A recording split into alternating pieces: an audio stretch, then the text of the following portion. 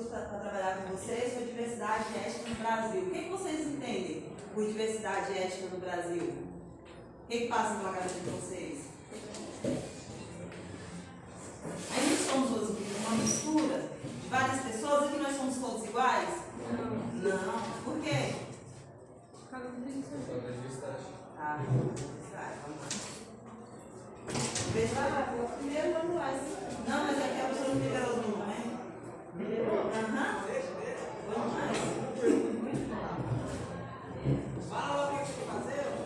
Aí a diversidade étnica no Brasil aconteceu há 1500 anos, né? Quando os portugueses chegaram aqui, já existiam quem aqui?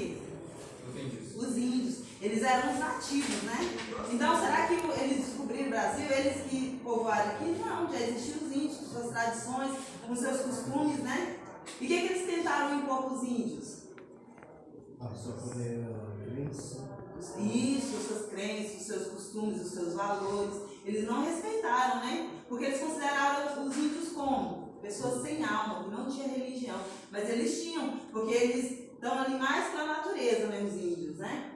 Daí aqui, tudo bem que existem outros grupos, né, que ajudou, contribuiu aqui com a nossa cultura. Porém, os mais importantes foram quem? Os índios, os portugueses e os africanos, né?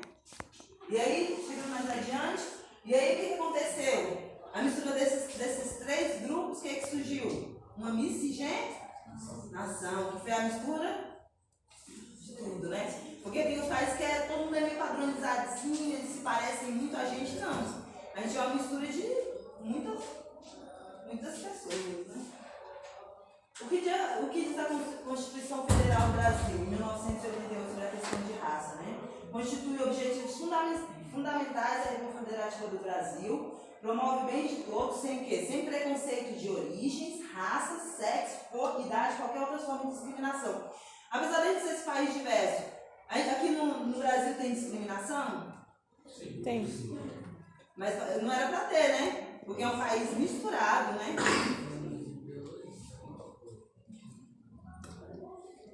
E aqui, ó, essa mistura igual eu falei. Aí, ó, ele foi formado, né, por diferentes, né? Contribuiu na formação da composição dessa população. Quem foi? Igual eu disse anteriormente. Foram os índios, os portugueses e depois os africanos, né? E depois a gente vai ver como é que isso decorreu, né, para chegar aos africanos aqui, né? Aqui as inúmeras contribuições, né, do povo brasileiro faz, podemos destacar os costumes, né, dos índios, o que os índios deixou, o que ele contribui hoje, né, que continuou mantendo, né, a jangada, a canoa, a rede para dormir. Esse banho que a gente toma todo dia, quem foi? Que deixou aqui, quem é que ajudou nessa contribuição? Os índios. Porque tem países na Europa, por exemplo, tem lugares que as pessoas não tomam banho todo dia, né? Foi uma contribuição deles. Já foi em um país tropical desse, um calorzão, a gente passava vários dias sem banhar, não ia dar ruim? Não ia dar ruim, não ia dar legal não, né? E aí a gente vai ver a cultura deles também. E a nossa língua, né? Chega mais na frente. Daí também tem várias palavras, né, que são de origem indígena, né? A nossa língua portuguesa, apesar dos portugueses, eles contribuem com isso, eles que trouxeram a língua portuguesa pra gente. Mas só que a gente somos uma mistura de língua. Não é igual a de Portugal, é uma mistura da contribuição dos índios, uma contribuição dos europeus, né, que no caso são os portugueses, e uma contribuição dos africanos, né? Então a gente somos uma mistura, né? Até mudando de uma região para outra no Brasil, a nossa língua ela muda. O jeito de falar, o jeito de chiar, as pronúncias. Às vezes aqui a gente chama mandioca, outro chama macaxeira. Vai mudar de uma região para outra, né? A língua ela sofre transformações, ela não está ali paradinha, intacta, não. Ela muda, né? E aqui a contribuição do índio, a composição do povo brasileiro, né? O que é a contribuição dele, ó. Ele contribuiu aqui, ó, com um beijozinho que a gente gosta, né? Que vem da mandioca, né? Porque eles eram um país que... eles eram povos que produziam o quê? Tudo deles vinha da onde? Da natureza. Então eles precisavam de mandioca, batata, né? Aí foi criando um bolo de milho, é coisa dos índios também, né? O milho, porque o milho ele é de origem da América, né? Aí a contribuição do negro na composição do povo brasileiro. Será que o negro ele veio para o Brasil porque ele quis por livre e espontânea vontade? O que aconteceu nesse processo? Isso mesmo, para trabalhar onde? Isso mesmo, nas plantações de cana-de-açúcar e nos engenhos, né? E aí, eles não veio por livre e espontânea vontade. O que aconteceu? Lá na África, né, acontecia que eles foram oportunistas, os europeus, né? Não foi só o Brasil que importou mão de obra da África, teve outros países, mas o Brasil foi o que mais trouxe negros para o Brasil, né? E o que acontecia nisso, né? Lá na África acontecia guerras, né? Porque a África, ela não é um país, ela é um continente formado por 55 países. Aí a gente pensa isso, que a gente fala, a África é um país. A África não é um país, a África é um continente que vai formar 55 países. Então você imagina como é que a cultura da África é rica, né?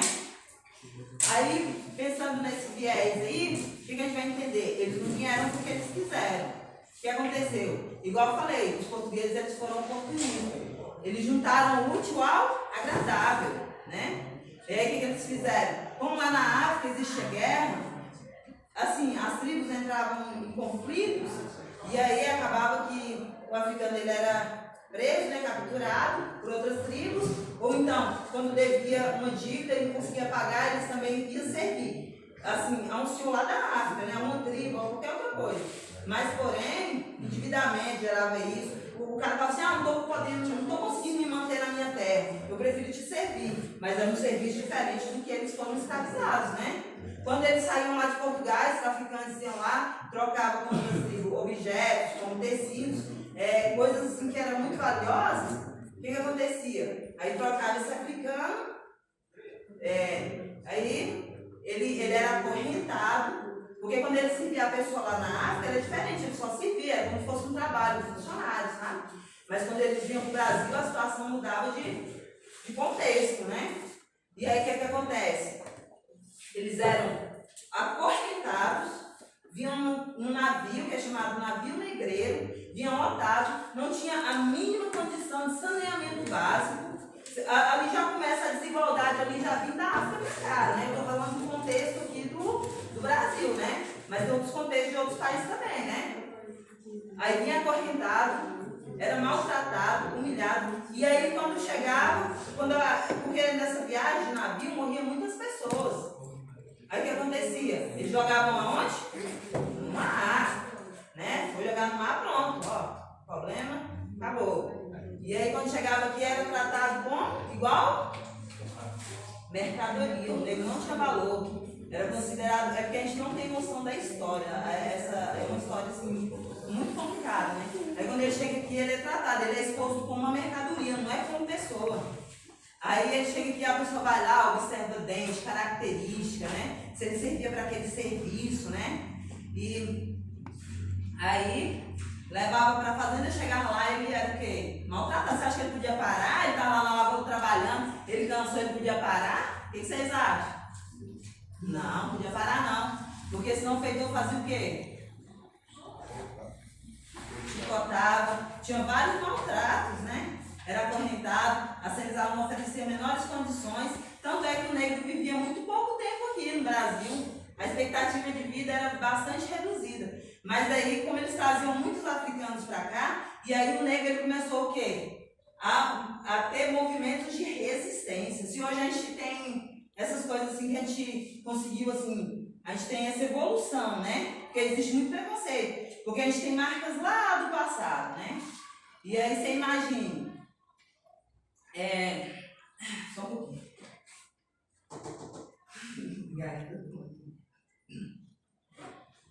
Aí essa marca do passado vem trazendo reflexo para hoje em dia, né?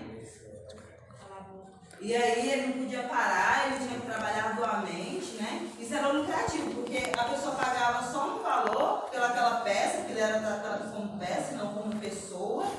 E aí ele trabalhava na lavoura, era lucrativo para quem? Para quem buscava os negros africanos para trazer para o Brasil, e era lucrativo para quem comprava para trabalhar na fazenda. E aí, esse serviço árduo, ele era castigado, toda forma de violência que você pensar, ele sofria. Foi um dos povos que mais sofreram foram os africanos. E as pessoas perguntam hoje, por que as cotas raciais? A desigualdade é muito, não dá para comparar. Se a gente for ver a história da gente, se você for ler, você fica assim horrorizado. Porque eles nunca foram tratados como humanos. Era tratado sempre como objetos, pessoas que não tinham inteligência. Foi isso que Paulo Freire falou. O negro no Brasil é proibido de ser inteligente. E a gente sabe que a gente é capaz como qualquer outra pessoa, mas pela desigualdade, todos os direitos básicos foram negados aos africanos, né? E eles criavam o quê? Como eles sofriam muito na fazenda, eles começaram a criar movimentos de quê? De resistência, né? Eu não aceito isso, eu não quero isso. E aí, para não acontecer isso, na maioria das vezes, o que eles faziam? Eles sempre preferiam trazer pessoas de grupos, de tribos diferentes ou grupos diferentes, porque falavam línguas diferentes, daí não tinha como se juntar ao complôzinho, né? Mas mesmo assim, eles conseguiram. Se a gente for ver a história nos Estados Unidos do apartheid, o negro não poderia frequentar o mesmo lugar que o branco, né? Porque, senão o quê? Sofria várias violências. Isso foi uma luta. Se a gente for buscar a história da gente, é muito triste, né? Por isso que a pessoa fica tentando. Hoje em dia, o censo do IBGE, a maioria das pessoas, você vê que a pessoa é negra, mas ela fala que ela é o quê? Parda, muito bem. Fala que é pardo, porque a cor interfere até no século XXI no que vai acontecer na sua vida. Você sempre tem que mostrar mais que você é capaz mais do que qualquer pessoa, né? Então a gente vai carregar essa marca por muito tempo. Apesar da princesa Isabel, em 1888, em 13 de maio, ela ter, né, declarado a liberdade do negro, adiantou isso? Não. Por quê, gente? Isso mesmo. E não deu estrutura para as pessoas, né, trabalharem, ter uma vida digna. Os direitos básicos foi negado da mesma forma. No outro dia, o que adiantou tudo isso? Adiantou? Muita coisa não. Porque o negro continuou preferindo estar trabalhando nas fazendas. Mas essa mão de obra na lavoura só foi substituída por quem? Muito bem. Quem substituiu isso aí foi os italianos. Eles foram dispensados. E aí ficou a margem de novo a sociedade, né? E aí foi para os lugares mais para onde? Para os lugares periféricos, né? Sempre fazendo serviço. O serviço, né? E aí eu falo, apesar que hoje também tem um preconceito da pessoa ser pobre também tem isso, né? E aí, será que oferecia infraestrutura adequada para essas pessoas, para onde que elas iam? Não. Escola, saúde? Não. E aí que bate a desigualdade, né? Deixa eu contar aqui o contexto. Aí eu falei, né? E aqui, qual foi a contribuição do africano? É a religião, né? E eles podiam exercer essa religião? Por quê? Porque os senhores, né, da Casa Grande, os senhores de Engenho, consideravam o quê? Uma religião diabólica, né? Eles tinham medo, né? Então eles tinham que exercer sua função como? Escondido, né? E quando ia para os quilombos, aí o que eles faziam? Eles podiam exercer, né? Mas só que a sociedade se incomodava com esses quilombos, né? E aqui quando a gente vai ver aqui, né? Aí quando a gente vê na religião, quais são as religiões que vocês conhecem, matrizes africanas? O que mais? Isso. São das mais conhecidas, né? A dança, né? Que é o samba, né? A capoeira, antes o senhor deixava de praticar. Mas depois, como eles começaram a agredir os feitores, o que acontecia? Proibiram do africano também fazer a capoeira, né? Alimentação. Qual é a contribuição dele aqui para nós? Isso, a feijoada. Qual a história da feijoada? Vocês sabem? Não? As mulheres, né, as negras, iam trabalhar na casa dos senhores. Aí lá, aí matavam um porco, né? Vamos supor. E aí as peças que eram menos nobres, o que o pessoal da Casa Grande fazia? Dispensava, né? E as negras pegavam feijão preto, essas coisas, juntavam tudo. E elas podiam usar o os temperos da casa do senhor? Jamais. Tinha que ser criativo. Tanto é que a pimenta malagueta é da África, né? De origem africana, né? Opa. Aí a gente vai ver também a cocada, né? Aí igual a língua tem variações, né? As comidas, bebidas.